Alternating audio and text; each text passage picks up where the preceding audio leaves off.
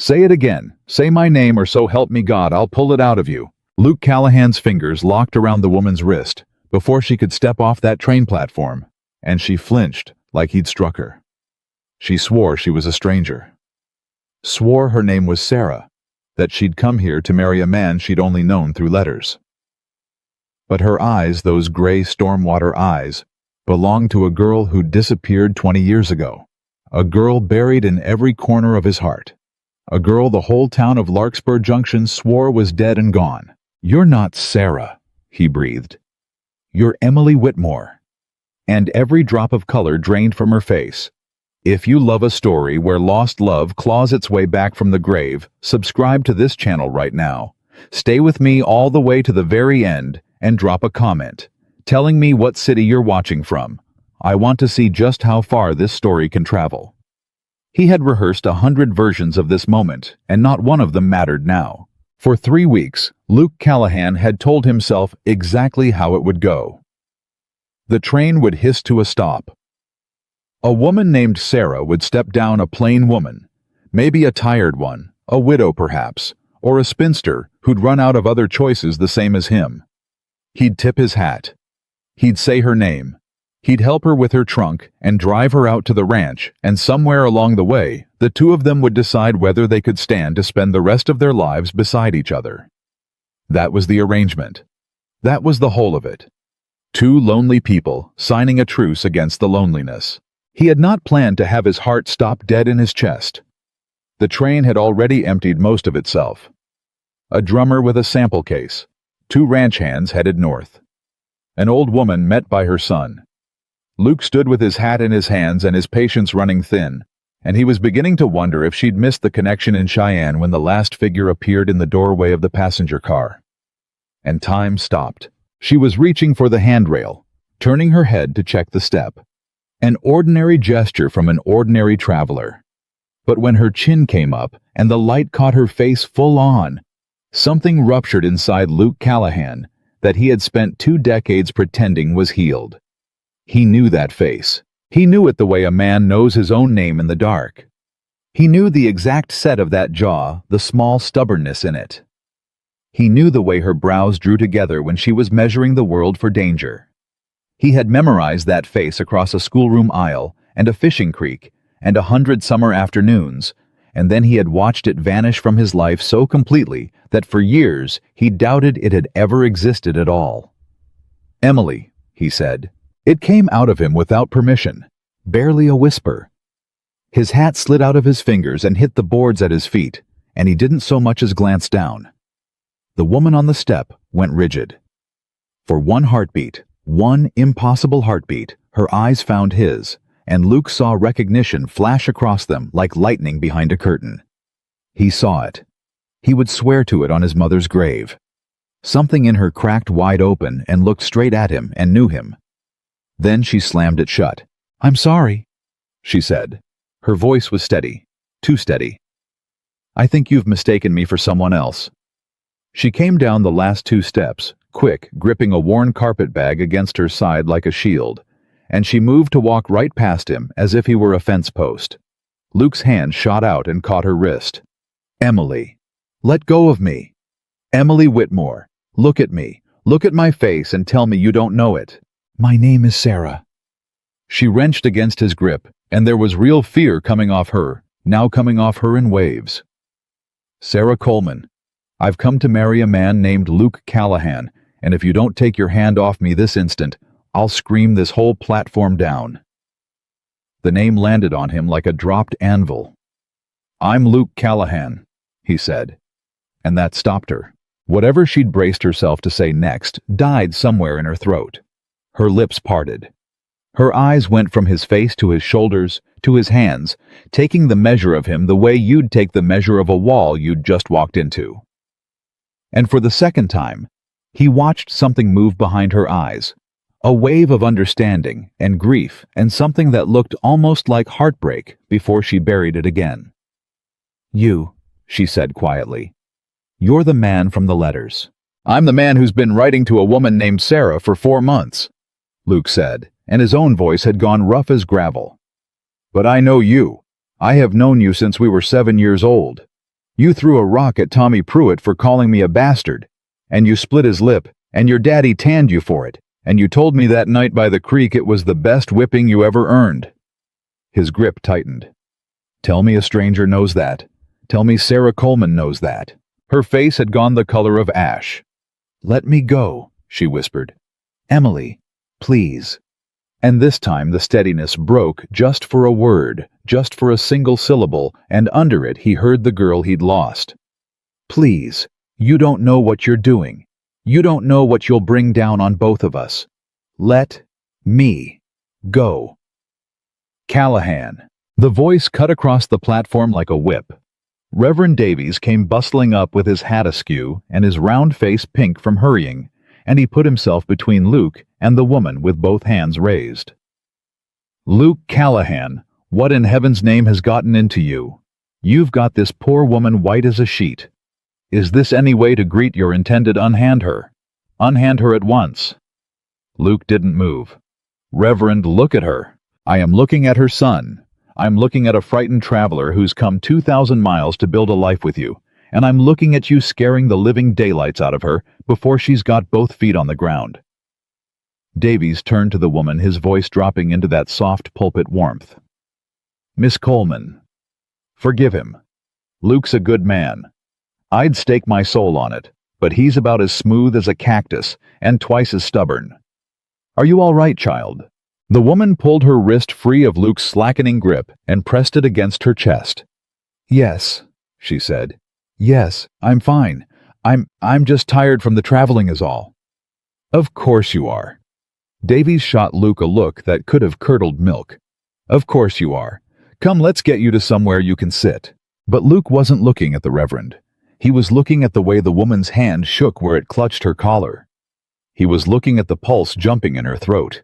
And he was looking at the small silver locket that had slipped free of her dress in the struggle and now hung plainly against her breastbone, catching the light. He knew that locket. He knew it because he had bought it. He'd been 11 years old, and he'd saved 4 months of copper pennies from every odd job in the county, and he'd traded the whole handful to a peddler for a scratched-up silver locket with a sparrow etched into the front of it. And he had given it to a gray-eyed girl at the edge of a creek, and told her red-faced and stammering that it was so she'd never forget him. She had promised she never would. "Where did you get that locket?" Luke said. The woman's hand flew to it. Too late. "It's nothing. An old thing. A gift. There's a bird on the front of it. A sparrow. Turn it over and there's 2 letters scratched into the back. An L and an E. I scratched them myself with my daddy's knife when I was 11 years old, and I damn near cut my own thumb off doing it." Silence. The whole platform seemed to hold its breath. Davies had stopped moving. Even the drummer with his sample case had paused to gawk. "Turn it over," Luke said. Softer now, almost pleading. "Turn it over, Emily, and show the Reverend there's nothing there, and I'll believe you. I'll believe you're Sarah. I'll take my hat, and I'll apologize, and I'll never say the name Emily Whitmore to you again as long as I live." He swallowed. "Just turn it over." Her fingers closed white-knuckled around the locket. She did not turn it over. "I'd like to go somewhere private," she said to the Reverend, not to Luke. "Please, is there somewhere private?" The Reverend put them in the back room of the church because it was the only place in Larkspur Junction where the walls were thick and the windows were high and the whole town couldn't press its ear against the glass. He set out 3 cups and a pot of coffee gone bitter from sitting, and then, God bless him, he read the situation for what it was and made his excuses. "I'll be just outside that door," Davies said, with a hard look at Luke. "Just outside. You raise your voice one time, son, one time, and I'll have Sheriff Boyd in here before you draw the second breath. Do we understand one another?" "We understand one another, Reverend." The door closed. And then it was just the 2 of them, and 20 years in a silence so thick you could have stood a spoon up in it. She wouldn't sit. She stood with her back near the wall, and the carpet bag clutched in front of her, and she watched him the way you'd watch a dog you weren't sure had been fed. "Say it," Luke said finally. "Say your name, your real one. There's no Reverend to perform for now. No town, just me. Say it." The woman closed her eyes. When she opened them again, they were wet. "Emily," she said. "My name is Emily Whitmore." It was Emily Whitmore. A tear broke loose and ran down, and she didn't wipe it. "You have no idea what you've just done, Luke. You have no idea what you've woken up." His knees nearly went out from under him. He'd known. Of course he'd known from the first half-second on that platform. But knowing a thing in your gut and hearing it in her own voice were two different animals, and hearing it split him clean down the middle. 20 years of grief he'd packed away in a box and buried in the deepest part of himself came clawing up out of the ground all at once. "You're alive," he said. It was all he could manage. "All this time. You're alive." "Barely." She laughed, and it was an awful sound, nothing like the laugh he remembered. "Barely alive, Luke." "Yes. They said you died." He heard his own voice cracking and couldn't stop it. The whole town said it. Your house went dark one night, and by morning your family was gone, every stick of furniture, every horse gone, like you'd never been there at all. And people talked. People said your daddy had gambling debts and run off. People said worse. And then 2 years on, a man came through selling patent medicine, and he swore he'd heard the whole Whitmore family took sick with fever down in Kansas, and every last one of them was in the ground. And I believed him. Emily. His voice broke apart. I mourned you. I put a stone up by that creek with your name on it because there was nowhere else to put my grief, and I have talked to that stone for 20 years. She had both hands pressed over her mouth now. The tears came in earnest. You did that, she whispered. You did that for me. I loved you. The words came out of him plain and bare, and 20 years too late. I was a boy, and I didn't have the sense to say it right, but I loved you, and then you were gone, and no one would tell me anything, and I never... He stopped, gathered himself. Why didn't you write in 20 years? One letter, one line. Why did you let me bury you? And that struck her like a blow. Her hands dropped. Her whole face changed. The grief was still there, but now something fierce came up under it. Something that made her look for a flashing second, exactly like the girl who'd split Tommy Pruitt's lip. I wrote you 100 letters, Luke Callahan, she said, and her voice shook with a fury 20 years old. 100. More. I wrote you from every town they dragged me through. I wrote you when I was 14 and crying myself to sleep, and I wrote you when I was 20 and half convinced you'd forgotten I ever lived. I begged. I told you where we were. I told you to come. I sealed them, and I sent them, and I waited by every crossroads post office for a reply that never came. Her voice cracked on the last word. I thought you didn't want me. I thought your family found out about my father and told you to forget me. For 20 years I thought you'd left me to rot. The room tilted under Luke's feet. I never got a single letter, he said. Not one.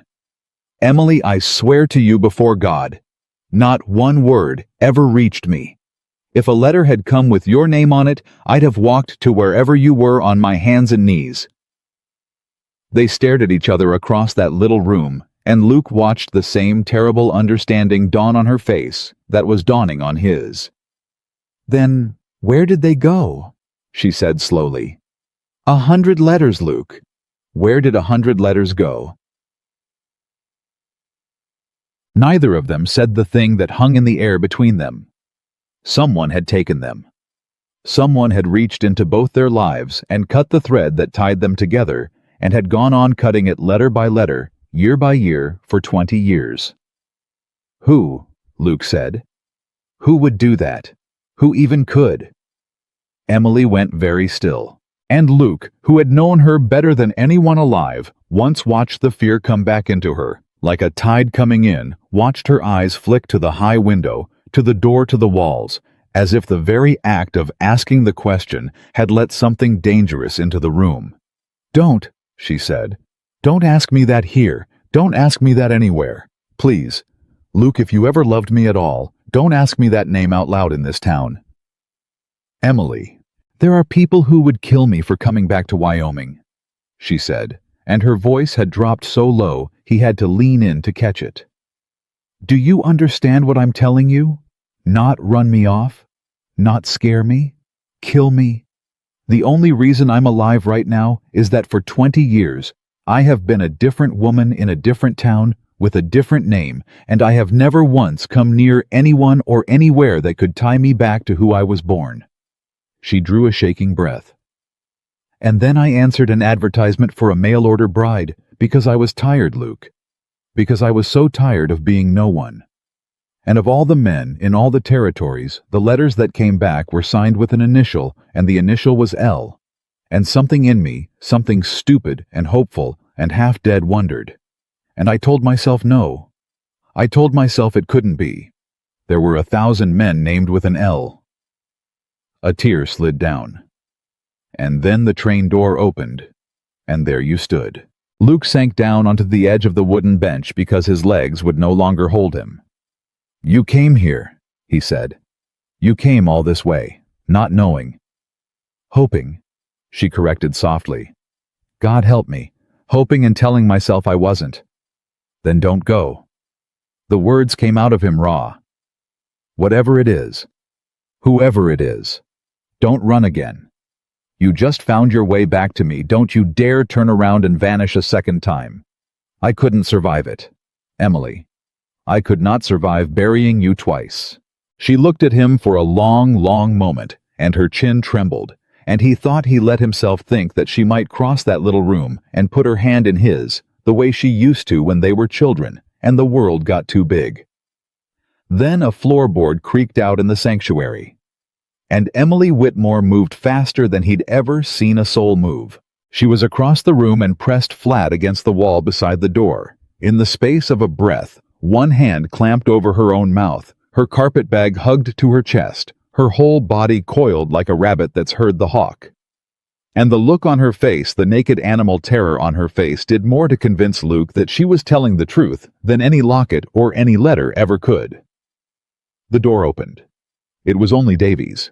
It's grown late, the Reverend said, glancing between the two of them, reading the wreckage in the room, and choosing wisely to say nothing of it.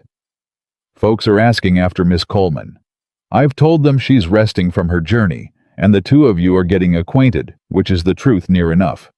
But I can't hold them off forever. This is a small town, Luke. By supper the whole of Larkspur Junction will have an opinion on your bride, and by breakfast tomorrow they'll have 3. Emily lowered her hand from her mouth. She was breathing hard. Nobody can know who I am, she said to the Reverend. Do you hear me? Nobody. I am Sarah Coleman. I am a widow from Missouri. That is the only version of me that leaves this room alive. Davies blinked. He looked to Luke. Is she son? Is she in some kind of trouble? Yes, Luke said before Emily could answer. She is. And so am I now, I reckon. And I'm going to need you to be a better friend to me tonight than you've ever been, Reverend, and ask me not one single question you don't have to ask. Davies was quiet a moment. He was an old man, and he had buried a lot of people and married a lot more, and he had learned long ago the difference between the trouble that a man made for himself and the trouble that came hunting a man from the outside. He looked at the woman flattened against his church wall, and he looked at the terror in her, and he made his decision. All right, he said heavily. All right, Sarah Coleman it is. God forgive me the lie, but I'll not marry the two of you tonight. Luke, and I'll not do it in a hurry no matter what the town expects. If there's trouble following this woman, then the last thing I'll do is stand you up in front of it, holding her hand where all can see. You'll take her out to the ranch. You'll say she's traveled and needs rest before any vows, and you'll tell me the truth of it when you're ready, not before, but not never either. Are we agreed? We're agreed, Luke said. Miss Coleman. Davies inclined his head to Emily, and there was a gentleness in it that made her eyes well again. You're safe in this house tonight, and I'd wager you're safe with this man for as many nights as you'll let him keep you. Now let me go tell the good people of Larkspur Junction some pleasant nonsense before they invent something worse. He stepped out. The door swung shut, and Emily turned to Luke, and for the first time since the train, something in her face unclenched, some fraction of the fear giving way, and it was almost the face of the girl he remembered. You lied for me, she said. You didn't even know what for. And you lied for me. I'd lie a lot worse than that for you, Luke said. You have no idea, Emily. 20 years. You have no idea the things I'd do. She crossed the room then. She did not take his hand. She stopped just short of him, close enough that he could see the fine tremor still running through her, close enough that he could count the tears on her lashes, and she looked up into his face with an expression he could not name, part longing, part grief, part warning. I have to tell you something, she said. And once I tell you, you can't unknow it, and you'll be in it with me all the way in, and there'll be no getting out. So, before I say it, I need you to be sure, truly sure. You can still put me on a train tomorrow and let me disappear and live out your life safe and quiet. That's a real thing you can still choose, Luke. Tonight it's still a thing you can choose. Tomorrow it won't be. Her voice dropped to nearly nothing. Do you want to know what happened to my family? Luke Callahan looked at the girl he had mourned for 20 years. The girl whose name he'd carved into a stone by a creek. The girl who had just walked back into the world out of the grave he'd dug for her in his own heart. Tell me, he said. And Emily's hand went to the silver locket at her throat, the sparrow, the scratched L and E, the childhood promise she had carried through 20 years of running, and her fingers found the tiny clasp and she opened it. There was no picture inside. Folded into the space where a picture should have been pressed so many times it had worn soft as cloth, was a scrap of paper no bigger than a thumbnail. She drew it out with hands that would not stop shaking, and she held it in her open palm between them, and on it, in a child's careful, terrified handwriting, was written a single name. Luke leaned in to read it, and every hair on his arms stood straight up. My father hid this in my locket the night before they came for us, Emily whispered. He made me swear I'd never say it out loud. He said the day anyone in Wyoming heard this name cross my lips would be the day I dug my own grave. Her fingers curled over the scrap shielding it, and her wet eyes rose to meet Luke's. But you asked me who could reach into 2 lives and steal 100 letters over 20 years. You asked me who could make a whole family vanish in a single night and pay a town to forget they ever breathed. She uncurled her fingers. Luke read the name a second time, and the cold of it went all the way down to his boots because he knew it. Everyone in the territory knew it. It hung on the door of the biggest office in the county seat, and it was spoken with hats in hands.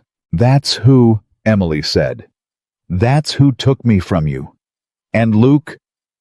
Her voice finally completely broke. He doesn't know I still have proof. He thinks he buried it with my father. That's the only reason I'm still breathing.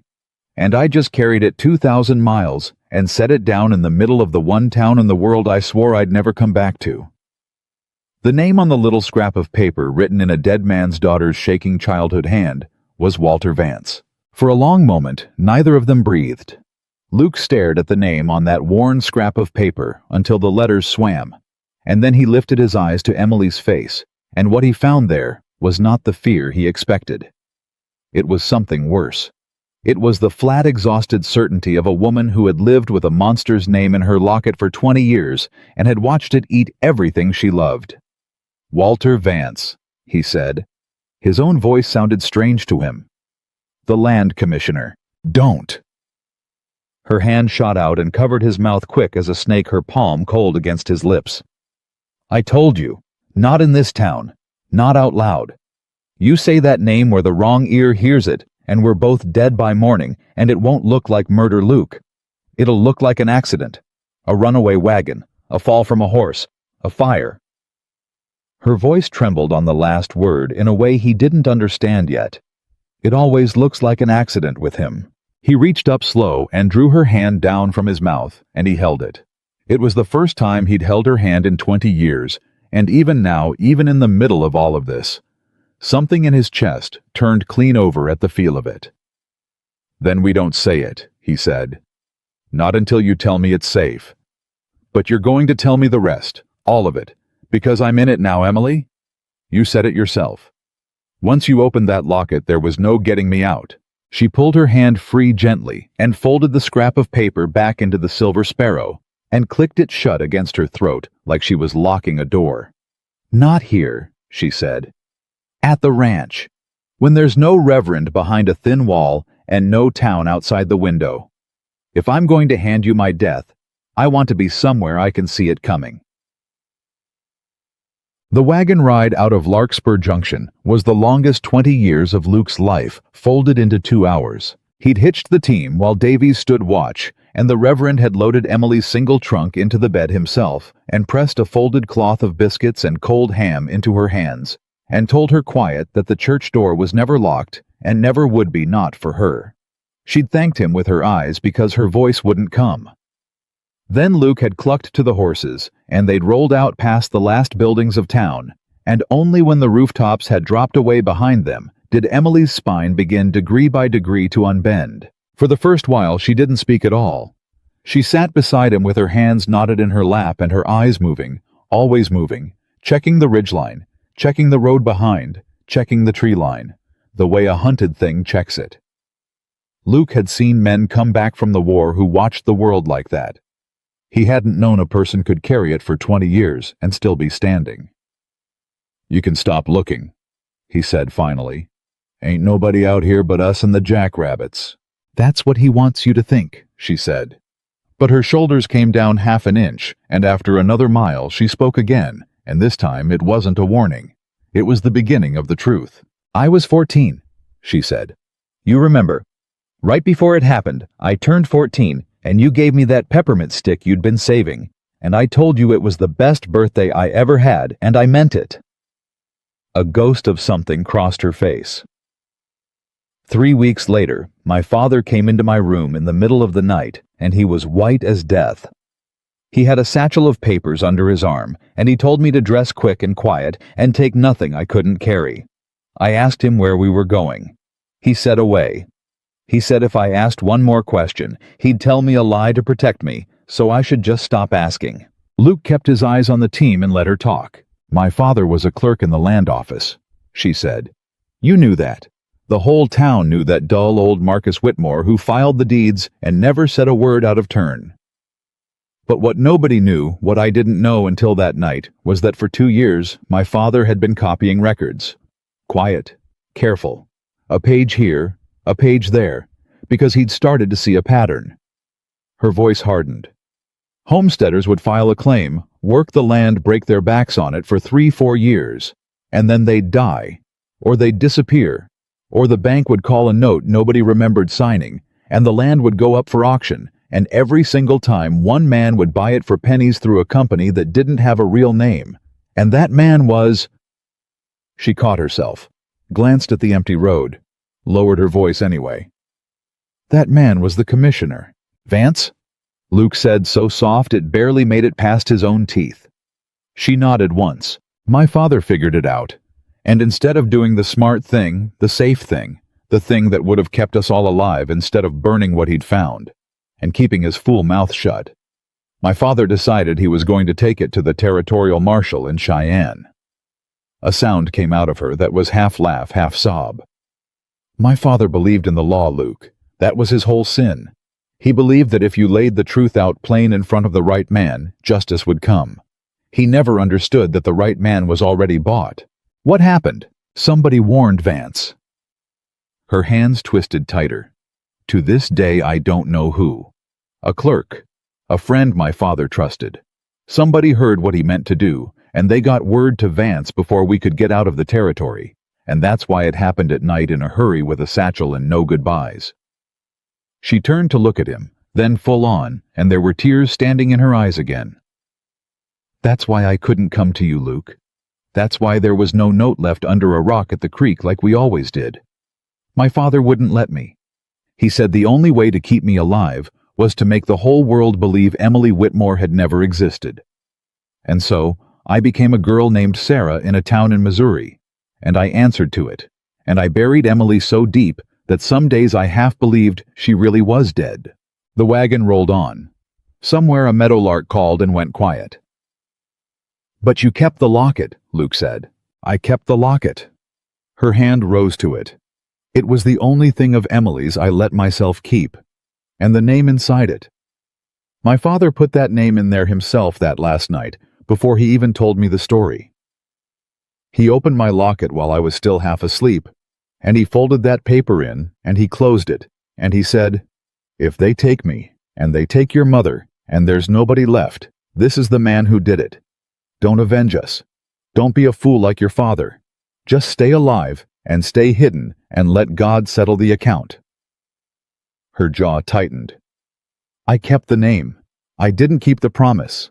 Luke looked at her sharp. "What does that mean?" She didn't answer right away. She reached down between her feet, where the carpet bag sat, and she pulled it up into her lap, and she held it there with both arms wrapped around it like a mother holding a child. "My father died 3 years ago," she said. "Not murdered, old, sick, in a bed which is more than a lot of the men Vance ruined ever got. And on his deathbed he stopped being afraid the way I think people do at the very end, and he told me something he'd kept from me my whole life." She swallowed. "He told me he never destroyed the papers. All those years running, all those years hiding, I thought the evidence was gone, burned that first night, or lost or left behind. But he'd kept it. He'd carried it town to town, same as I'd carried the locket. And when he died, he told me where it was." Luke's hands had gone still on the reins. "Emily," he said slowly, "what's in that bag?" She looked down at the carpet bag in her arms. Then she looked back up at him, and her eyes were bright and terrible. "Proof," she said. "The original survey records, Luke. Copies of deeds with Vance's own hand on the transfers back before he was careful enough to hide it. Names, dates. A ledger showing what he paid and what the land was worth and the difference he stole. Enough to hang him.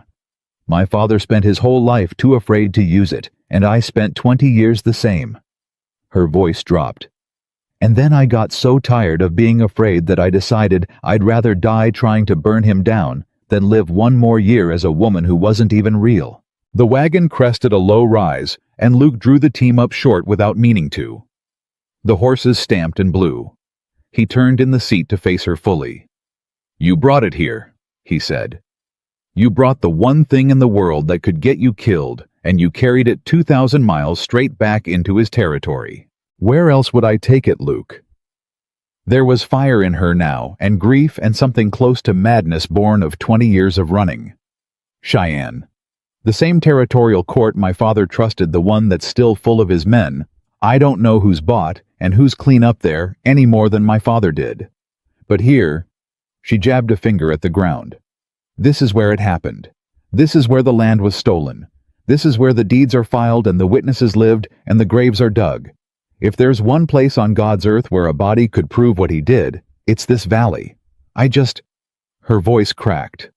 "I never planned on you being in it. I swear to you. I thought I'd come and marry some stranger named Elle and have a name and a roof and pick my moment and do it quiet and alone. I never planned on the stranger being the boy I loved. God is my witness, Luke, that was never the plan. And there it was, dropped between them, plain as the name in the locket, the boy I loved, and it landed on Luke Callahan and knocked the breath clean out of him, and for a second the papers and the commissioner and the 20 years of running all fell away, and there was just a gray-eyed girl on a wagon seat admitting a thing he'd waited half his life to hear. "Say that again," he said. She blinked. "Say what?" "The last part." Color came up in her face for the first time since the train, and it was the most beautiful thing he'd seen in 20 years. "Don't," she said. "Don't make me. Not now. Not with all of this. Emily, I dug you a grave. I put your name on a rock, and I talked to it like a crazy man for 2 decades. You don't get to walk back out of the ground and drop a thing like that on me and take it back." She looked at him a long moment. The horses shifted. The wind moved through the grass. "The boy I loved," she said quietly. "That's what you were. That's what you are. There. I said it, and now you know, and it changes nothing because loving you is exactly the thing that's going to get you killed, and I hate myself for coming here and putting that on you." "Well," Luke said, and his voice was thick, "that's the difference between us then. Because you loving me is the first good news I've had in 20 years, and I wouldn't trade it back for a long, safe life. Not for anything." He picked up the reins. So let's go home, and let's figure out how to take down Walter Vance, and let's not either one of us die. How's that for a plan?" Something broke open in her face, not fear this time. Something like hope, cracking through 20 years of stone. Then a rider came over the far ridge.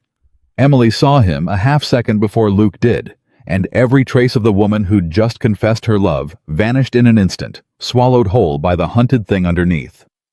She grabbed the carpet bag and shoved it down under the seat board out of sight, and she straightened her spine and folded her hands and turned into Sarah Coleman between one breath and the next. "Ryder," she said low and flat. "Coming this way. You know him." Luke's eyes narrowed on the approaching horse. "Easy. That's just Court Bewley. Rides fence for the spread that borders mine on the north. He's harmless as a fed dog. Court is just nosy." "Nobody's harmless," Emily said. "Whatever you do, don't say my name. Not either of my names. I'm your bride. That's all he needs.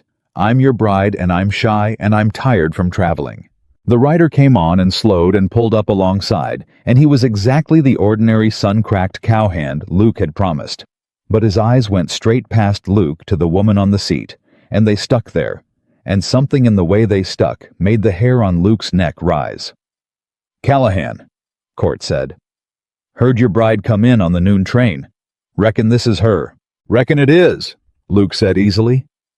"Sarah, this is Court Bewley, rides for the Dolan place. Court my intended Miss Sarah Coleman lately of Missouri." "Ma'am." Court touched his hat, but his eyes never left her face, and they were working the way a man's eyes work when he's trying to place something. "Beg your pardon for staring, ma'am. It's only—" He tilted his head. "You put me in mind of somebody. Can't for the life of me think who. You ever been through this country before?" "No?" Emily said. Sarah said. Her voice was pleasant and empty and gave away nothing. "Never west of the Missouri in my life until this week. I expect I've just got one of those common faces." "No, ma'am." Court said it slow. "That ain't a common face. That's the thing of it." He kept looking. Luke's hand had drifted without his deciding it toward the rifle stock behind the seat. "Well, it'll come to me. Always does round about 3 in the morning." He gathered his reins. "You two have a fine evening. And Callahan, congratulations. Been a long time since anybody thought you'd ever bring a woman out to that lonesome place of yours."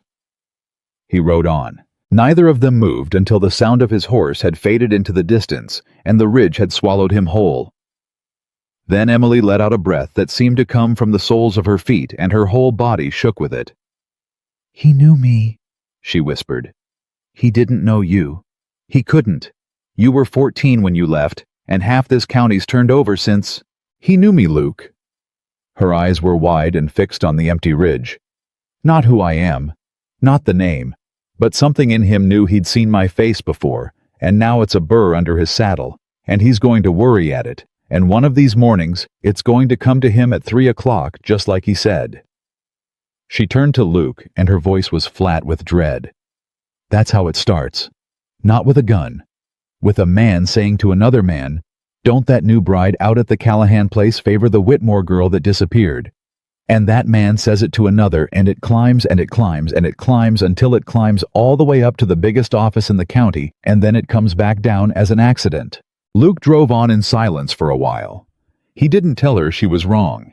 He was beginning to understand that she was almost never wrong about this, that she'd earned every ounce of her dread the hardest way there was, and that the worst thing he could do was try to soothe her out of instincts that had kept her alive for 20 years. "Then we move fast," he said instead.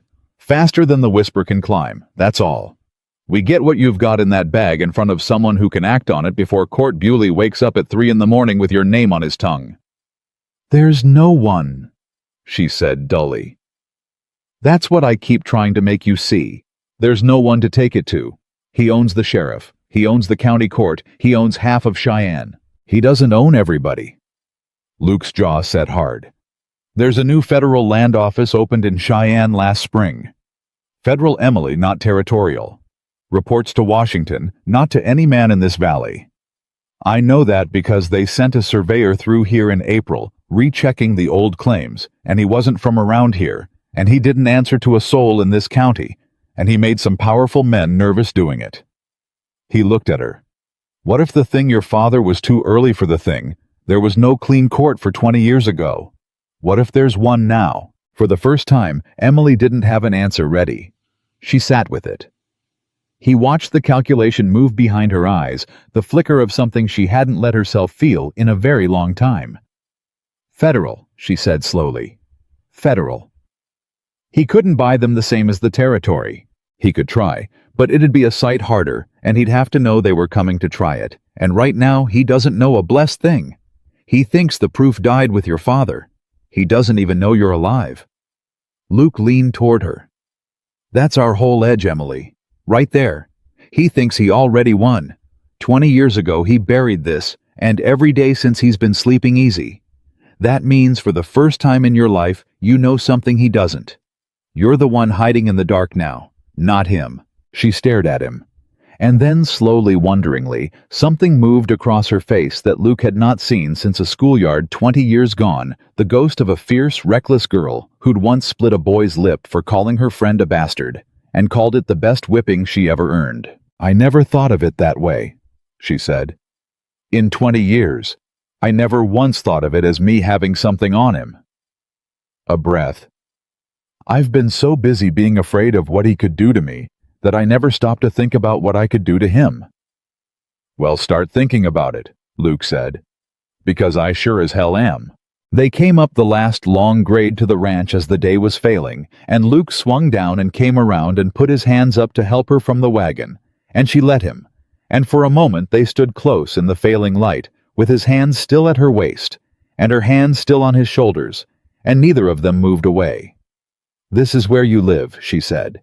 This is where we live, he said. If you'll have it, if you'll have me, vows or no vows, town or no town, papers or no papers. Emily, I've had 20 years to know my own mind, and I knew it the second that train door opened. You're not a stranger I sent for. You never were. You're the only thing I ever lost that I couldn't stand losing. And now you're standing in my yard, and I am not letting go of you again for any man alive. Not for Walter Vance, not for the devil himself. Her eyes filled. Her fingers tightened on his shoulders. You shouldn't say things like that to me, she whispered. It makes me want to stay. And wanting to stay is how people like me get killed. Then let's neither of us get killed, Luke said. I'm powerful set on it personally. A laugh broke out of her. A real one. This time, sudden and wet and astonished. The first real laugh he'd heard from her. And God help him, it was the same laugh 20 years older, but the very same, the one he'd have known in a crowd of 1,000. And it undid him completely. There she is, he said softly. There's Emily. Don't. But she was smiling through the tears. Don't go looking for her, Luke. That girl got a lot of people killed just by existing. Sarah's the one who's still breathing. Then I'll take Sarah in front of the town, he said. And I'll have Emily out here where nobody's looking. Deal. She wiped her eyes with the heel of her hand and drew a shaky breath and looked up at the darkening ranch at the house and the barn going gray in the dusk, at the first roof in 20 years that might be hers. Deal, she said. And that was very nearly the end of it. Very nearly a night where two people who'd been robbed of everything got to sit at a table and eat cold ham and biscuits and begin carefully to build something back. Very nearly. But when Luke led the team into the barn to unhitch them, his boot came down on something that didn't belong on the floor of his own barn, and he bent and picked it up, and he stood holding it in the last of the light with a cold slowly climbing his spine. It was a cigar band. Luke Callahan didn't smoke, never had. His father hadn't either, and no hand had worked this place in 3 years but himself. There was no earthly reason for a fresh cigar band, not weathered, not faded, dropped that very day by the look of it, to be lying in the dirt of his barn. Somebody had been here. Somebody had been standing in his barn close enough to the house to see who came and went recent enough that the paper band hadn't even gone soft in the dew. And Luke thought about Court Bewley's eyes sticking to Emily's face on the road. And he thought about how fast a whisper could climb. And he thought about a woman who'd told him not 2 hours past that it always looked like an accident, that it started with a man saying, "Don't that bride favor the Whitmore girl?" and that by the time you saw the danger coming, it was already standing in your barn.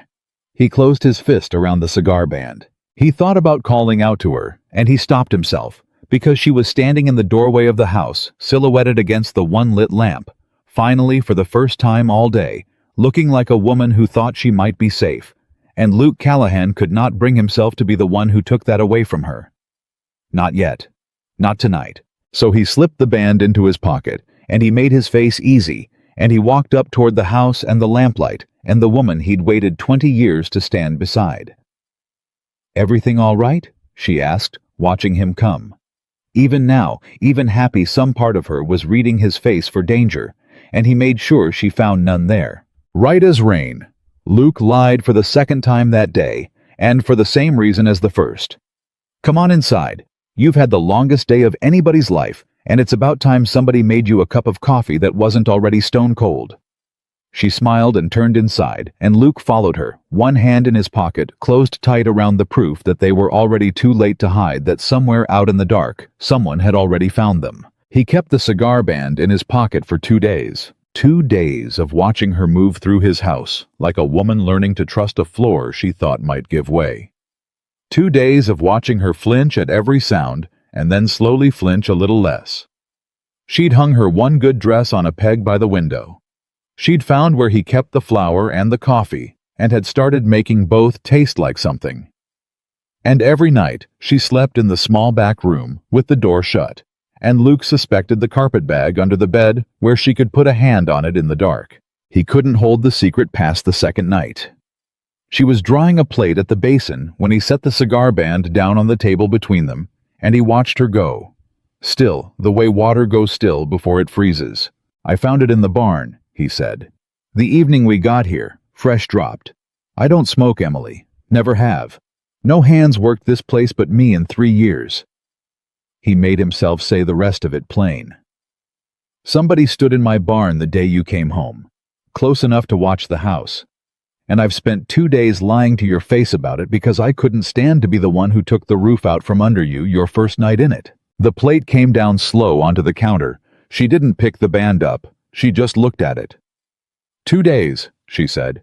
"Emily, you watched me hang my dress up." Her voice was very quiet, and it cut worse than shouting would have. "You watched me learn where the coffee was. You watched me sleep under a roof I thought was safe. For 2 days, knowing.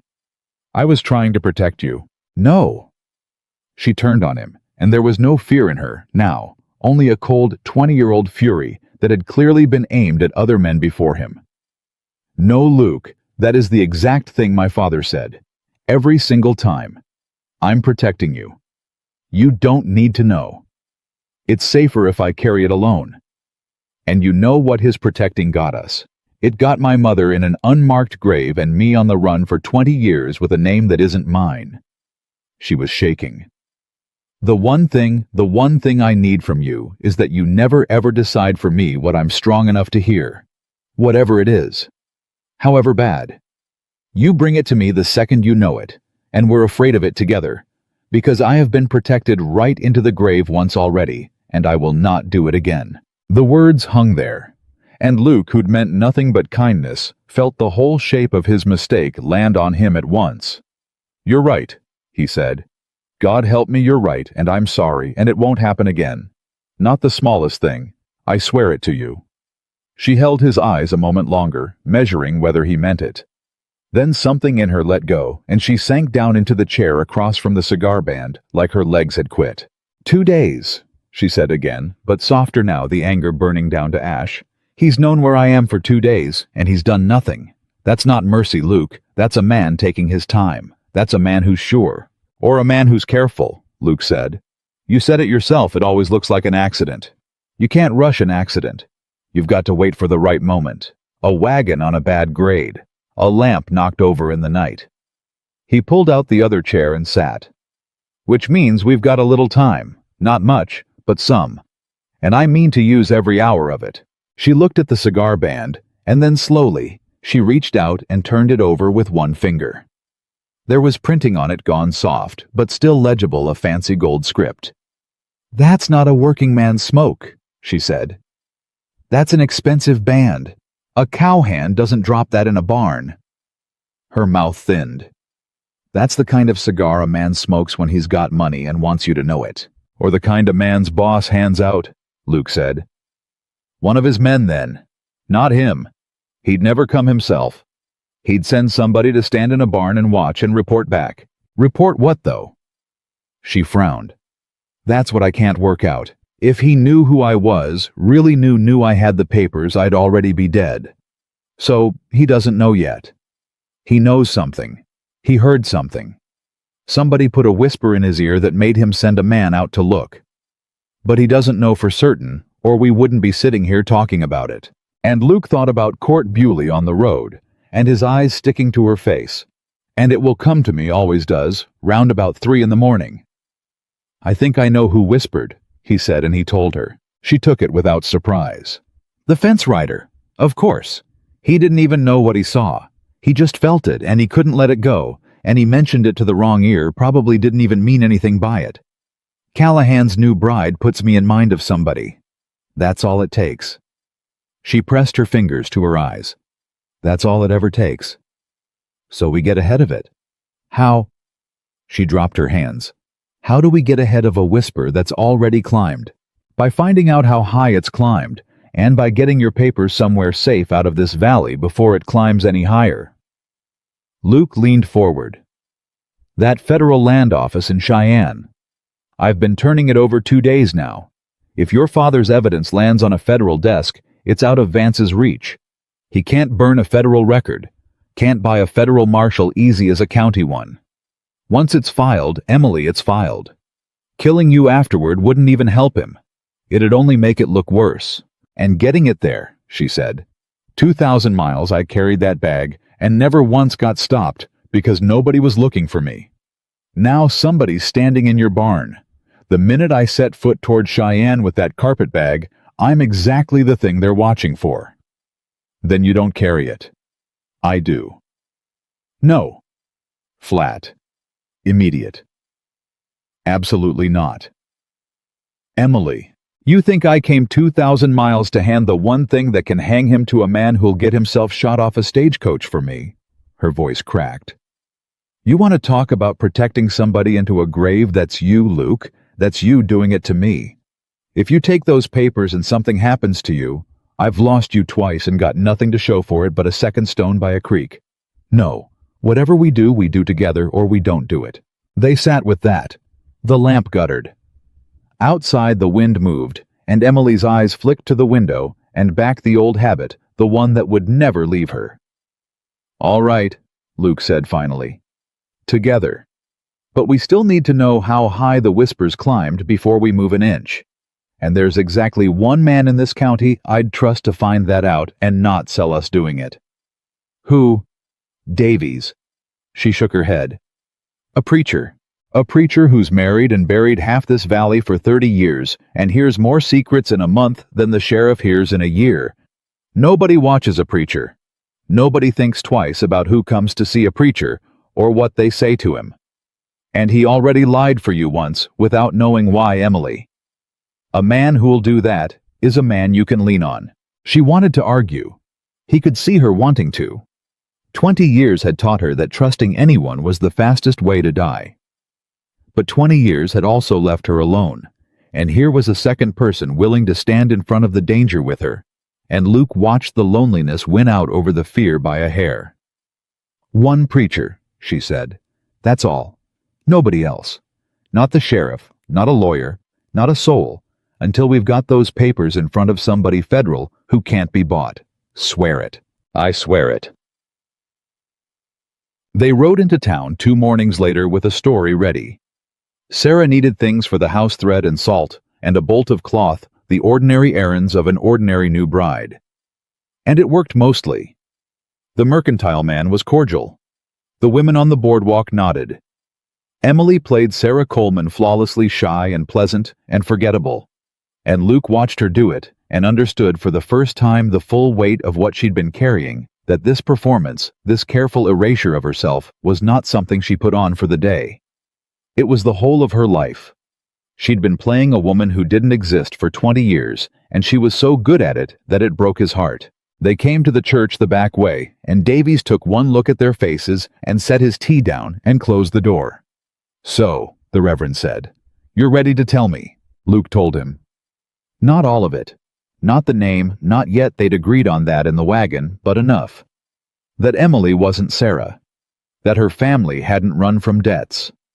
That they'd been driven out by a powerful man 20 years ago because her father had found something he wasn't meant to find, and that Emily had come back carrying the proof of it, and that someone had already been in Luke's barn. Davies listened without a word, his round face going graver and graver. And when Luke finished, the old man was quiet, a long time. "Marcus Whitmore," he said at last, and Emily's head came up sharp. "You needn't look so startled, child. I buried a lot of empty in this town the year your family disappeared. Folks said fever. Folks said debts. But I stood at your mother's kitchen door not a week before you all vanished, and Ada Whitmore was the healthiest woman in this county and the happiest. Fever." He snorted softly. "I never believed it. Not for one day in 20 years. And I've sat in this church every Sunday since wondering what really became of the Whitmore girl. And now she's grown and sitting in front of me telling me her daddy died in a bed 3 years back. And God forgive me, that's the best news I've had in a decade, because it means at least one of you got out." Emily's composure cracked. "You remember us." "I christened you," Davies said gently. "You've forgotten you were a babe, but I held you over that font, and I named you Emily Rose Whitmore before God, and your mother wept for joy, and no man is going to make me forget that, not for 20 years, and not for 20 more." He reached across and took her hand. "Whatever you need, child. Whatever it is. That name's on my soul." She wept then quietly, the way a person weeps who's learned to do it without sound, and Luke looked away to give her the dignity of it. When she'd gathered herself, Davies got down to it.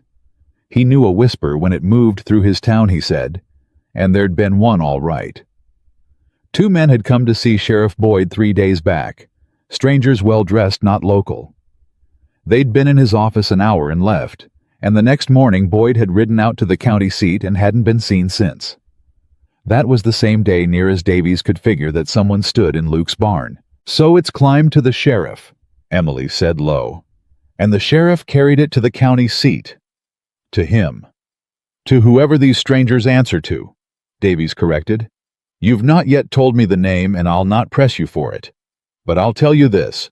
Deacon Boyd's a weak man, and a bought one always has been, and if he ran to the county seat the morning after 2 strangers leaned on him, then whatever they wanted, they've got their hooks in it now." "Then we're out of time," Luke said. "We move now. Today." "Move where?" Davies said. "You've told me you can't take it to Boyd, can't take it to the county court. Where does a person take a thing like this? Federal Land Office, Cheyenne." Luke laid it out, the new office, the surveyor from April, the reach that ran to Washington, instead of to any man in this valley. And Davies listened and nodded slowly, and then, to Luke's surprise, held up a hand. "That's a good instinct," the Reverend said. "But you're missing a piece, and it's the piece that'll get you killed if you don't have it." He leaned in. "A federal office won't move on a stack of old papers handed over by a woman with no name, however true they are. They'll want them proved. Verified against the original county records still filed right here in this valley. And the second either of you walks into that county land office and starts asking to see 20-year-old survey records." He let it hang. "They'll know exactly what we're doing," Emily finished. Her face had gone pale. "The clerk'll send word up the line before we're out the door. We'd be walking straight into his hand." "You would," Davies said. Silence fell. The plan that had seemed so clean in the lamplight 2 nights ago was coming apart in front of them, and Luke felt the old helplessness rising. The sense that Vance's reach was simply longer than any road they could run. Then Emily spoke, slow, thinking aloud. "Unless the records were already gone," she said. They both looked at her. "My father was a clerk," she said, and something was kindling behind her eyes, some idea catching. "In that same land office, 20 years ago. He filed those deeds himself. He told me he touched every one of them. which means he knew that building. He knew where the old records were kept, the ones nobody looks at, the ones from before Vance got careful. Her voice quickened. And on his deathbed, when he told me where he'd hidden his own evidence, Luke, he didn't just keep copies. He told me he took things, real ones, original pages the night we ran. He pulled the most damning originals out of the county files before we left, so that even if he never got the courage to use his copies, the county's own record would have a hole in it right where Vance's crimes should be. Luke stared at her. "You're saying?" "I'm saying the proof of the fraud isn't only in my bag," Emily said. "It's in the absence. It's in the fact that if you go to that county office today and pull the survey records for the claims Vance stole, there'll be pages missing torn out 20 years ago in my father's hand. And the only reason to tear a page out of a public record is to hide a crime." She was breathing fast now. "We don't need to sneak the county's records out. We need to prove they've already been tampered with. And my father left us the tampering." Davy sat back slow. "Lord have mercy, the old fox." "He was too afraid to use it," Emily said, and her voice broke and steadied. "He carried it to his grave, but he built it, Luke. 20 years ago, running for his life in the dark, my father built the case that hangs the man who ruined us, and then he spent the rest of his life too frightened to light the fuse." She lifted her chin. "I'm not too frightened, not anymore." And Luke Callahan looked at the woman across the table. Not Sarah Coleman, shy and forgettable, but Emily Rose. Whitmore, christened in this very church, come back from the dead, with her murdered father's evidence and her murdered father's courage. Both, and he thought his heart might come clean out of his chest with the love of her. "Then here's how we do it," he said. "We don't tip our hand at the county office. We get somebody in there who's got a reason to look at those records that has nothing to do with us. Somebody the clerk won't blink at." "The federal surveyor," Davies said suddenly. "The one from April." "What? You said he came through rechecking the old claims. Federal man, made powerful folks nervous." Davies was leaning forward now, quick as either of them. What if he had cause to come back, a federal surveyor pulling the county records to verify his survey? That's the most natural thing in the world. Nobody'd think twice. And when he finds pages torn out in a 20-year-old hand, that's not a whisper anybody can bury. That's a federal officer with a federal reason discovering a federal crime. The old man's eyes were bright. "You don't need to break into the county office, children. You need to give a federal man a reason to walk in the front door." For a long moment nobody spoke. It was a good plan. It was the first plan all week that didn't end with one of them dead. And then Emily said quietly, "There's a problem." "What problem?" Luke said. She was looking at the cigar band she'd carried in her pocket from the ranch, turning it over in her fingers, and her face had gone strange and still. "The surveyor from April," she said. "The federal man who made powerful people nervous. The one we'd need to bring back to save us." She set the cigar band on the table and pushed it toward Luke and pointed at the soft gold script printed on it. "I've been trying 2 days to remember where I'd seen a band like this. A fancy smoke. A rich man's cigar." Her eyes came up and they were full of dread. "My father used to describe them. The men who came to see Vance in the land office when I was small. The ones who did his quiet work. He said you always knew them by the cigars, that Vance handed them out like calling cards, a particular brand gold band, so his men would know each other." The room had gone very cold. "Emily," Luke said slowly, "what are you telling me?" "I'm telling you, somebody stood in your barn smoking one of Walter Vance's cigars," she said. "And I'm telling you a federal surveyor came through this valley in April and made all the right people nervous, and then he left. And now the one man we need to save our lives is a federal officer we know nothing about, except that he's had 6 months to be bought." She pressed her hands flat on the table to stop them shaking. "What if he already has been? What if the reason nobody's killed us yet isn't that Vance is being careful? What if it's that Vance already owns the only door we were ever going to run to, and he's just waiting for us to knock on it?" The lamp popped. Davies had gone white as his own collar. And Luke Callahan looked at the cigar band lying on the table between the three of them, that small, soft ring of gold-printed paper, and understood that the trap they thought they were racing toward might be the very ground they were already standing on.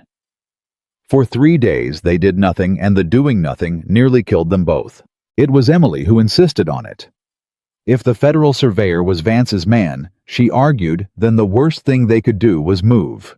Any move would tell Vance they were afraid, and fear was the one thing that made a careful man stop being careful. So they held still. Luke went about his ranch work in plain sight. Emily hung wash on the line where anyone watching could see an ordinary bride doing ordinary things.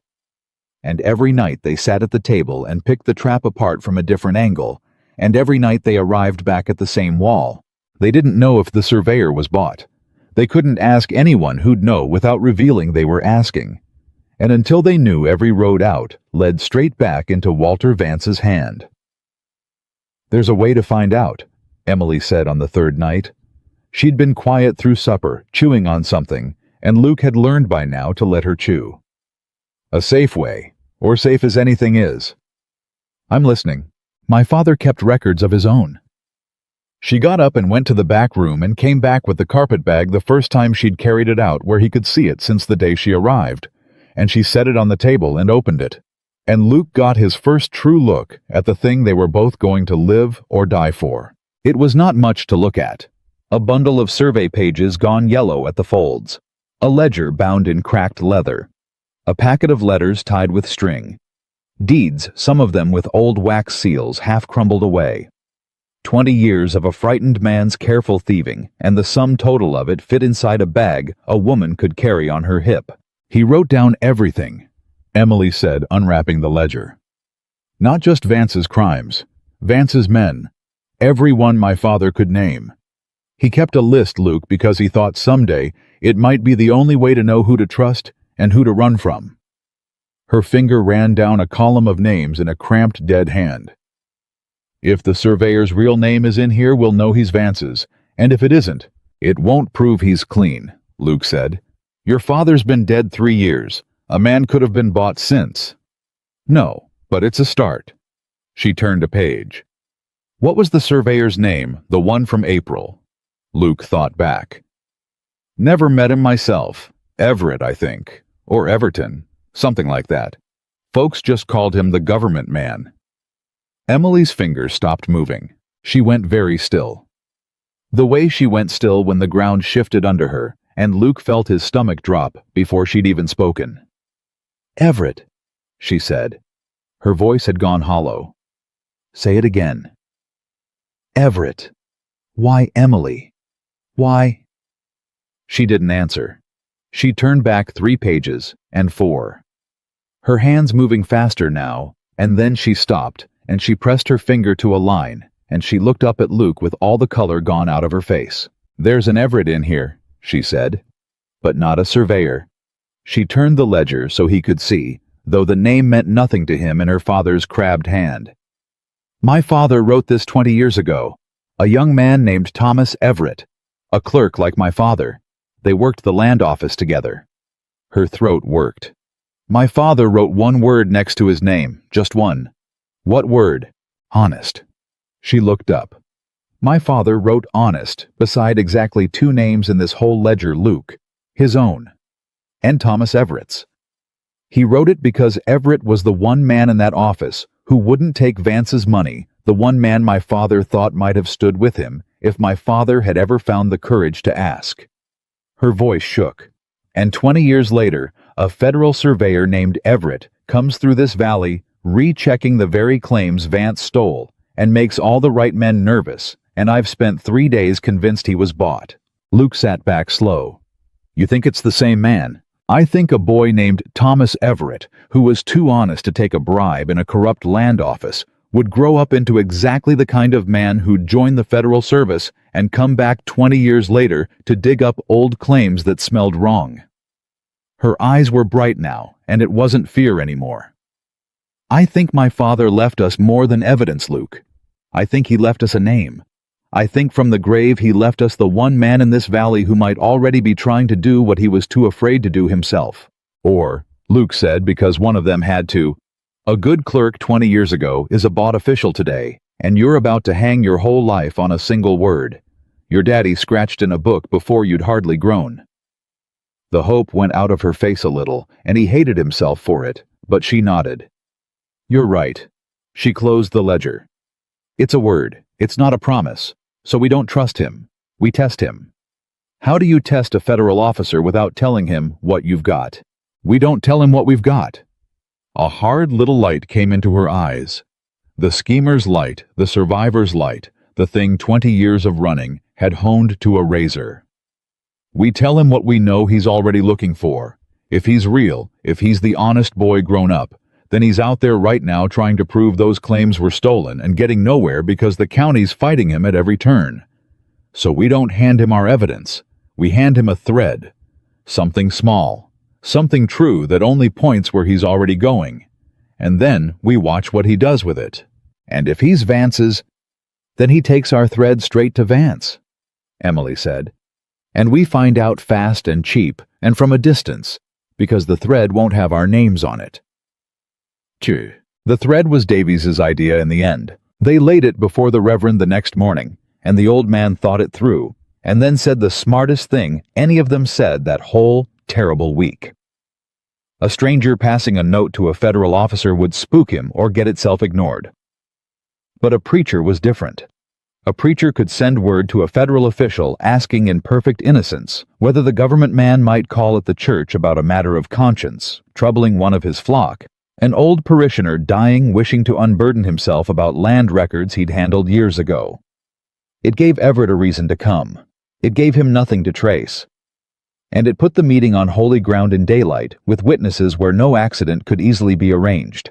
And if he's honest, Davies said, a dying man's confession about crooked land records is exactly the bait a man like that can't refuse. And if he's Vance's, the old man's jaw set, then he'll come sniffing all the same, and we'll read it in how he comes. So Davies sent his word, and they waited. And 4 days later, a rider came up the valley road toward the church. They'd arranged it careful. Emily was not there, could not be there, not until they were sure. She waited at the ranch with a saddled horse and a plan to run if Luke didn't return by dark. Luke himself watched from the loft of the livery across the road, where he could see who came and how and whether the government man came alone. He came alone. He was a lean man past 40, plain dressed with a government satchel and a tired, careful face, and he tied his horse and looked up and down the empty road twice before he went into the church. Not the look of a man setting a trap, Luke thought. The look of a man who'd learned somewhere to check the road behind him. The look Luke realized with a chill of Emily. The look of a man who'd been afraid a long time and had made his peace with staying alive by being watchful. Luke waited a slow 10 count and then crossed the road and slipped in the back of the church. Davies was already talking, spinning the story of the dying parishioner, and the government man was listening with his hat in his hands and a frown deepening on his face, and Luke stood in the shadow at the back and studied him, and could not for the life of him decide what he was looking at. Then Davies, by prior arrangement, said the thing that would break it open. The claims that trouble his conscience, Mr. Everett, the Reverend said gently, were filed 20 years back, out on Sweetwater Bench, the Halloran place and the Dorsey place, and the old Whitmore claim before that family passed. And the government man's head came up. It came up sharp, and something moved across his tired face. Not the calculation of a bought man hearing a name he'd been paid to bury. Grief. Plain, sudden grief, the kind a man can't fake and can't hide, and Luke knew it because he'd worn it himself for 20 years. You said Whitmore, Everett said quietly. I did. Marcus Whitmore. The government man set his hat down slow on the pew beside him. I worked beside Marcus Whitmore for 6 years in that land office. He was the finest man I ever knew, and the only honest one in that building besides myself. And one night 20 years ago, his whole family vanished off the face of the earth, and the town said fever, and I never believed it for one solitary day. His voice roughened. I've spent the last year of my life, Reverend, using a federal commission for a purpose the government never gave it quietly, carefully pulling every thread on those Sweetwater claims. Because I have believed for 20 years that Marcus Whitmore found something that got him killed. And I have never had one shred of proof, and I am running out of both time and cover, because the men in this county have started to notice, and I am frankly a dead man the day they decide I've gotten close." He looked up at Davies. "So if you have a parishioner who can tell me what Marcus Whitmore knew, Reverend, then in the name of God, let me hear it. Because I have carried that man's ghost for 2 decades, and I am so tired of carrying it alone." The church went silent, and Luke Callahan stepped out of the shadow at the back of the church. "He didn't just find something," Luke said. Everett spun toward the voice, one hand going to his hip out of old habit.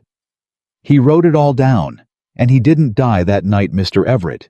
He got away. He raised his daughter under another name, and he carried his proof for 20 years, and he died in a bed 3 years ago, too afraid to ever use it." Luke walked up the aisle, slow hands where the man could see them. "And his daughter's alive, and she's got the papers. And she remembers a young clerk her father trusted, the one man in that building he wrote a single word beside in his own ledger." Everett's face had gone white. "What word?" he whispered, almost exactly as Luke had 4 nights before. "Honest," Luke said. And Thomas Everett, federal surveyor, dead man walking, put his face in his hands and wept in the front pew of the church, like something 20 years locked had finally broken open in him. She almost didn't come. Luke rode back to the ranch at a dead gallop to fetch her before the light failed, and he found her already mounted, already braced to run, and when he swung down and told her the grief on Everett's face, the word honest spoken back to him. The 20 years the man had carried her father's ghost, she shook her head and shook it again. "It's too clean," she said. "It's exactly what I'd want to hear.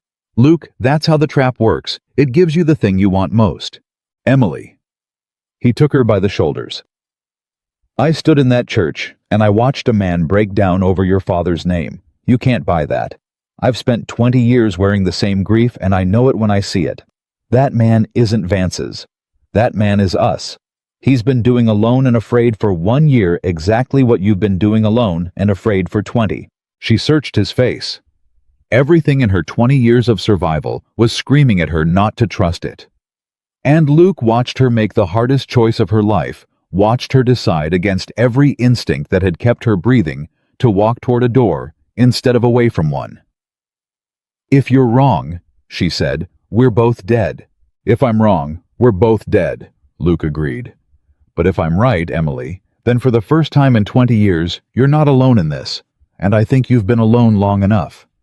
She came. She walked into that church as the last light was going, and Thomas Everett rose from the pew and looked at her, and Luke watched 2 ghosts recognize each other across 20 years.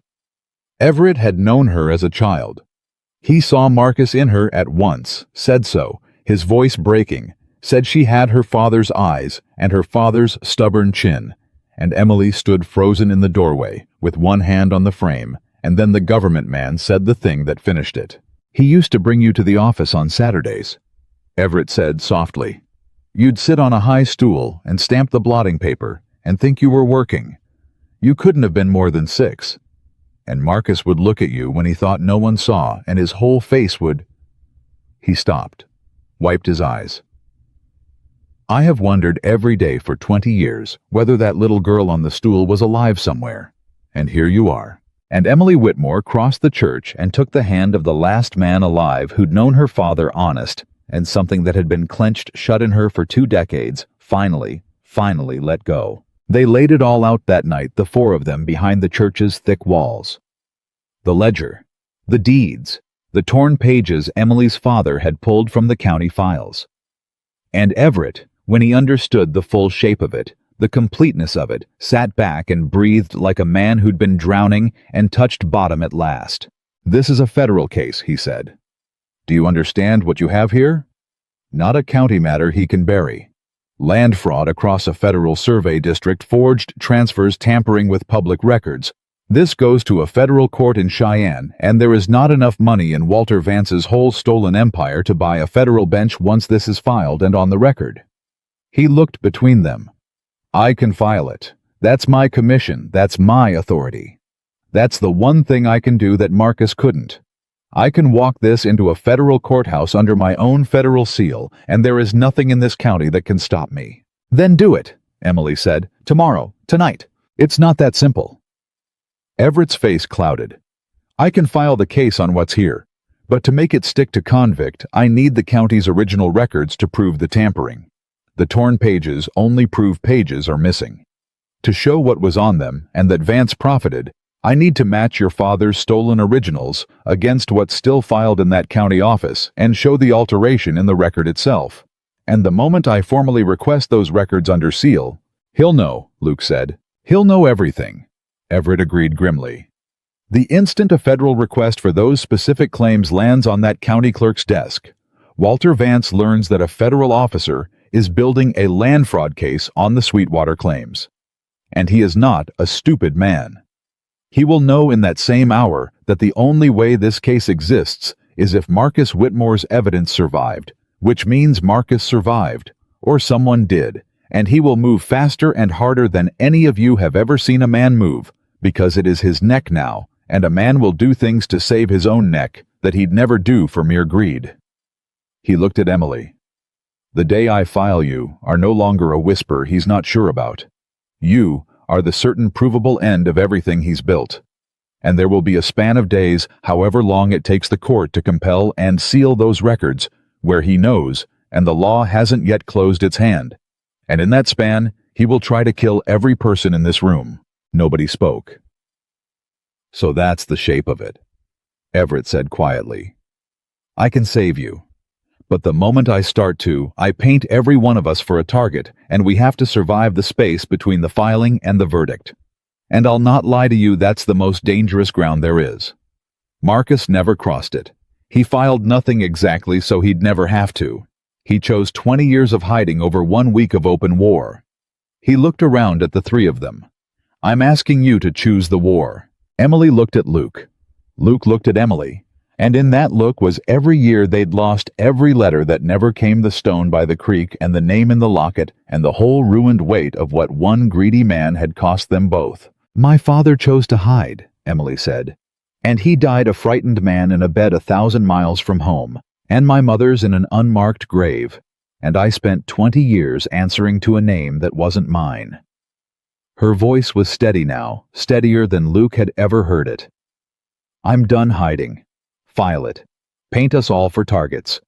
I would rather stand in the open next to these two men and this one true thing my father died protecting than run 1 more mile as somebody I'm not." "Luke," Everett said. Luke reached over and took Emily's hand, and this time she took his right back tight and didn't let go. "I got her back from the dead 4 weeks ago," Luke said. "I'm not going to spend the rest of my life watching her flinch at the window. File it. Let's finish what her daddy started, and let's do it standing up." Everett nodded slow. He gathered the papers into his federal satchel with hands that Luke noticed were not quite steady, either the hands of a man who'd just agreed to walk into open fire. "Then I ride for Cheyenne at first light," he said. "I file the case. I request the county records under federal seal. And the war starts." He looked at the three of them, and there was grief in his face, and fear. And under both of those, at long last, something that had been dead in him for 20 years and had just come back to life. "God keep us all, because after tomorrow, there's no more hiding for any of us." Everett rode out at dawn. For 2 days, nothing happened, and the nothing was worse than anything. Emily stopped sleeping. She sat up nights with the carpet bag and the loaded rifle and watched the road, and Luke watched with her. And neither of them said the fear out loud that Everett hadn't made it, that a lone rider on the Cheyenne road was the easiest accident in the world to arrange, that they'd sent the last honest man in the valley out alone and painted the target on his back first. On the 3rd day, a boy came up the valley road at a hard gallop with a folded paper. Luke met him in the yard and took it and gave the boy a coin, and the boy said a man in Cheyenne had paid him double to ride it through the night, and then he wheeled his lathered horse and was gone. Luke unfolded the paper with Emily pressed against his shoulder, and they read it together in the morning light. 4 words in a hand neither of them knew. Filed. It's done. Run. For one heartbeat, Emily made a sound that was half a sob and half a laugh. It was filed 20 years, and it was finally on the record where no man could burn it. And then the second word landed. Run. Not come. Not safe. Not it's over. Run.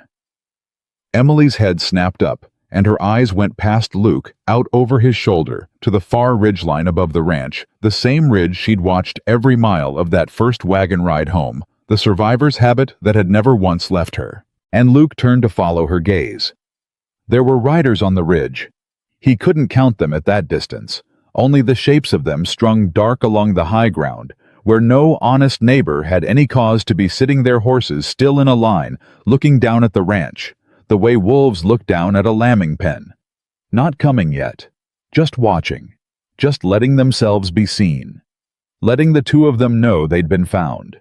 Emily's hand closed around Luke's arm, and the paper with its 4 black words crumpled in his fist. And somewhere up on that ridge, the morning sun caught a rifle barrel and threw back one hard, bright wink of light. The war had come to the Callahan ranch.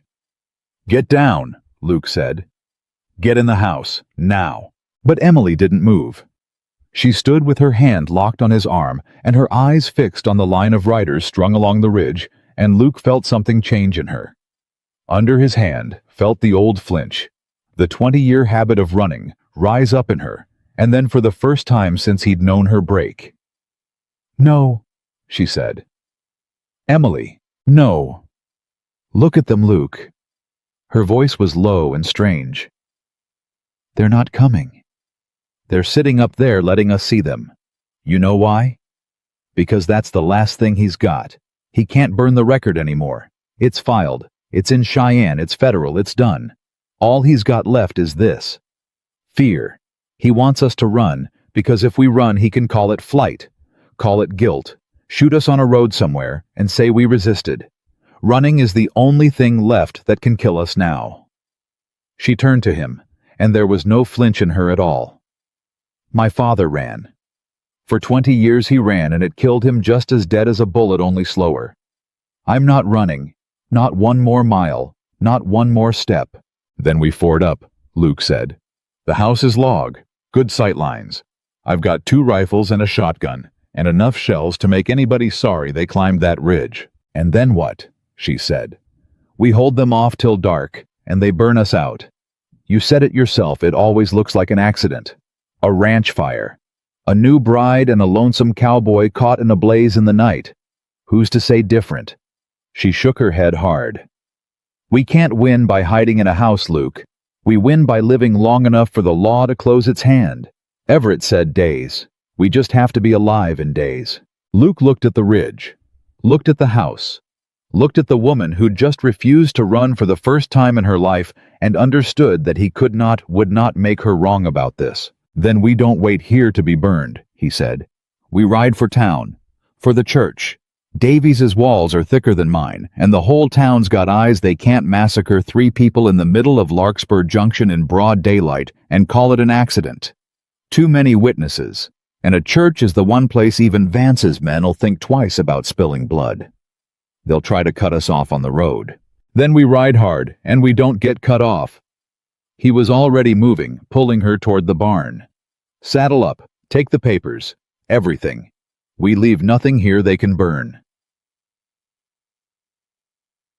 They came off the ranch at a hard run, with the carpet bag lashed across Emily's saddle and the riders peeling down off the ridge behind them, and for 2 miles it was nothing but the drum of hooves and the wind, and Luke twisting in the saddle to count the horses closing the gap.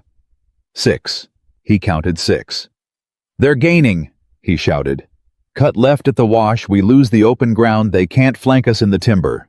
They plunged off the road, and the 6 became a strung-out line behind them, and once a shot cracked out, and Luke heard it go by like a hornet, and Emily didn't so much as duck.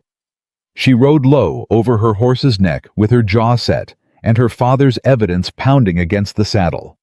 And Luke thought in the middle of everything that he had never in his life loved anyone the way he loved this woman, who would not run, and would not bend, and would not die quiet. They hit the edge of town at a dead gallop, scattering chickens and a startled teamster, and the 6 riders behind them pulled up hard at the first buildings. Because Emily had been right. Because you could chase 2 people across open country and call it what you liked, but you could not thunder into the middle of a town shooting and pretend it was an accident. The pursuit fell back. Not gone, just waiting. Circling wide the way wolves circle when the prey reaches the fire. Davies had the church door open before they'd swung down. I heard riders, "Get in, get in." And then he saw their faces and the rifles and the bag, and the old man's own face went grim. "So it's come." "It's filed," Luke said, hauling Emily inside. "Everett got it to Cheyenne. It's on the federal record. And Vance sent men to burn us out before the court could move, and they're circling the town right now." "Then we send for the marshal." "There's no time to send for anyone," Emily said, "and no one in this county to send for who isn't his." She set the carpet bag on the altar rail like it was the only holy thing in the building, which just then it near enough was. "We hold here. We stay alive. We stay where the whole town can see us, so that whatever he does, he has to do it in front of witnesses, and every witness is one more voice the federal court can't ignore." And then a voice came from the back of the church. "That's a fine speech." The 3 of them spun. He'd come in the side door while they'd been looking out the front, and he stood in the aisle now in a good dark coat, with a good dark hat in his hand. An old man, silver-haired, mild-faced. The kind of man you'd tip your own hat to on the street, and Luke knew him the instant he saw him. Though he'd never once laid eyes on him, because Emily had gone rigid and white as bone beside him, and because a man did not walk into a church that calm with 6 riders circling outside unless the whole town belonged to him. Walter Vance had come himself. "Miss Whitmore," Vance said pleasantly, and Emily flinched at her own true name in that mild old voice. "Yes, I know who you are.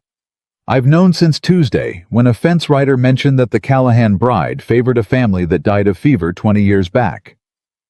He turned the hat in his hands. "I confess I didn't believe it. I was quite certain I'd accounted for all of you. It's a rare thing at my age to be surprised. I almost admire it." "You murdered my mother," Emily said. Her voice shook, but she said it. "You drove my father into a grave 1,000 miles from home. You stole 20 years of my life." "I did all of that, yes." Vance said it without heat, without shame, the way a man agrees that yes, it rained on Tuesday. "And I'd do it again, and I'll tell you why. Since we're being honest, and since—" A small, cold smile. "It won't leave this room, because your father was going to take a stack of paper to a marshal and undo 30 years of my work over a principle, over honest. Do you know what honest is worth, Miss Whitmore? Your father found out. It's worth an unmarked grave and a daughter on the run." He set his hat on a pew. "But you've made a great deal more trouble than he ever did. He hid. You filed. And now I'm afraid we've reached the part where I stop being patient." "The papers are federal now," Luke said. "You're too late. Killing us won't unfile a case that's already on the record in Cheyenne. I know that." Vance sighed, almost regretful. "That's what makes this so tiresome. No, I can't stop the case. But a case needs witnesses, Mr. Callahan. It needs a living woman to swear those papers are her father's, to walk a federal jury through what they mean to put a face and a voice to 20 years of dry documents. Paper alone can be argued. Paper alone can be called forgery fabrication, the ravings of a con woman with a grudge." His pale eyes settled on Emily. "But paper with Emily Whitmore standing behind it that hangs me. So the case, I'll grant you, is filed. The witness, however." He shrugged. "The witness can still have an accident, even now, especially now." And Luke understood cold all the way down that Vance had not come to threaten. He'd come because he'd already decided, and men like Vance did not announce a thing they hadn't already set in motion. "The riders," Luke said. "Outside. They're not to keep us in." "No," Vance agreed softly. "They're to keep the town out, for the few minutes this takes." He raised his voice just slightly toward the side door. "Boyd," and Sheriff Deacon Boyd stepped through it with a shotgun in his hands and a sick, sweating look on his face. A weak man doing a strong man's murder because he'd sold himself too cheap to say no. "Deacon," Davies said, and the disappointment in the old preacher's voice was worse than any curse. "I baptized your children in this house." "Shut up, Reverend." But Boyd's hands were shaking on the gun. "Just everybody stay still. Nobody has to. Mr. Vance says if you just—" "He says a lot of things," Emily said. "He said fever 20 years ago. Ask him how many people he's promised it'd be quick and painless and just business right before he put them in the ground." She took one step, putting herself square in front of the shotgun, in front of Luke, in front of Davies. "You want the witness, Vance? Here I am. But you shoot me in this church in front of a preacher and a sheriff and God, and you've made 2 more witnesses to a federal murder. How many people can you bury, old man? When does it stop being an accident and start being the pile of bodies that finally brings Washington down on this valley?" Vance's mild face tightened for the first time. "Boyd," he said, "do it." And Boyd raised the shotgun, and his whole body was shaking now, and Luke moved to shove Emily down, and the front doors of the church boomed open. "Federal Marshal, lower the weapon." Thomas Everett stood in the doorway with a badge on his chest that hadn't been there 4 days ago, and a pistol leveled dead at Deacon Boyd, and behind him, filling the doorway, and the steps, and the street beyond, were men. Real marshals, 6 of them. Federal men with federal guns, and behind them, half the town of Larkspur Junction, drawn by the riders and the running horses and now pushing in to see. "I didn't ride to Cheyenne alone," Everett said, and his voice carried to every corner of that church. "I filed the case, and then I did the one thing your father never got to do. Emily, I came back with the law behind me instead of in front of me. Boyd, you drop that shotgun in the next 2 seconds or I drop you, and there's 5 men behind me who'll swear it was clean." The shotgun hit the floor, and Walter Vance for one long moment did not move at all. He stood in the aisle of the church, with 30 years of stolen empire collapsing around his ears, and a federal marshal's pistol swinging toward him, and Luke watched the mild old mask finally come off. The man watched pure animal calculation move behind those pale eyes. "You have nothing," Vance said. "Paper, accusations, a woman with a grudge and a dead clerk's scribbles. I have 30 years of standing in this territory and friends in Cheyenne you haven't dreamed of." "We have the county records," Everett said. Vance went still, under federal seal, compelled the day I filed. My men rode straight to the county office ahead of your riders and took the originals into federal custody before you knew the case existed. Everett's voice was iron now. "The survey pages for the Sweetwater claims, Vance. The ones with pages torn out 20 years ago in Marcus Whitmore's hand. And the originals of those exact pages which Marcus carried for 20 years and which his daughter carried 2,000 miles and which now sit beside the county's mutilated copies in a federal vault. The tampering proves itself. The hand matches. The profit traces to you. It's not paper anymore, Vance. It's the whole chain complete, and there is not a friend in Cheyenne rich enough or brave enough to stand next to it once it's read into the record." He took a step forward. "Your father spent his life too afraid to close this trap, Emily. It took him 20 years, and it took you coming home. But it's closed now. It's closed. And Walter Vance, Land Commissioner Killer." The name in a child's locket, the shadow over 20 years, seemed all at once to shrink inside his good dark coat, to become just an old man in a church who had finally, after 3 decades, met a thing his money could not buy and his power could not bury. "Walter Vance," Everett said, "you're under arrest by federal authority for land fraud forgery, tampering with federal survey records, and the murder of Ada Whitmore. And I expect that list to grow considerable before we're through." They took him out through the crowd, and the whole town watched the mild, silver-haired man who'd owned the valley go by in federal irons, and not one soul reached out to help him, because that is the way of it. With men like Vance, they are feared to the very second they are finished and forgotten the second after. It was not quick, the ending. Truth rarely is. There was a trial in Cheyenne that autumn in a federal courtroom with a judge who owed Walter Vance nothing, and Emily Whitmore stood up in front of that court under her own true name for the first time in 20 years and told all of it. Her father's discovery the night they ran the letters that never came, the name folded in a silver locket. She did not weep. She had done all her weeping. She laid it out plain and steady, page by page, deed by deed. And Thomas Everett stood beside her with the federal record and the county's own torn pages, testified in silence, louder than any voice, and when it was done, the jury did not need an hour. Vance died in a federal prison 2 years later, an old man forgotten exactly as he'd left, so many others, which was more mercy than he'd ever shown, and Emily said as much, and meant it, and did not lose one night's sleep over it. The letters they never fully solved. Somewhere across 20 years, 100 letters from a girl to a boy had been fed into a fire on Walter Vance's orders by hands that answered to him in a dozen towns. Because a man who could make a family vanish could surely make paper disappear, and that was the cruelest theft of all, crueler than the land, because it was the theft of the 20 years Luke and Emily should have had. That no court could give back. But there was one thing left that no man had managed to steal. They married in the spring in Davies's church, under the same roof where Emily had been christened, Emily Rose Whitmore, and where Walter Vance had come to kill her and found the law waiting instead.